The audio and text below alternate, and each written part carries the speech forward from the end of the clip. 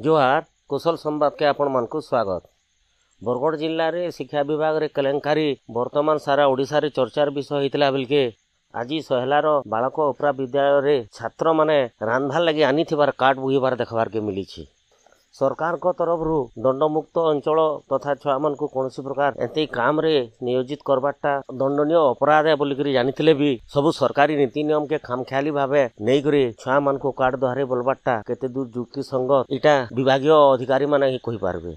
ये घटना देखी करी साधारण जनता हतबाक होता बेलके छुआ माने पाठ पढ़बे कि ई प्रकार काम करबे बोलिक अंचल रे चर्चा होची।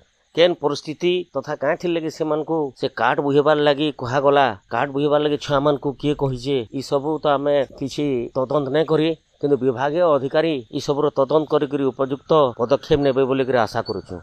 आसुन देखमा पूरा रिपोर्ट।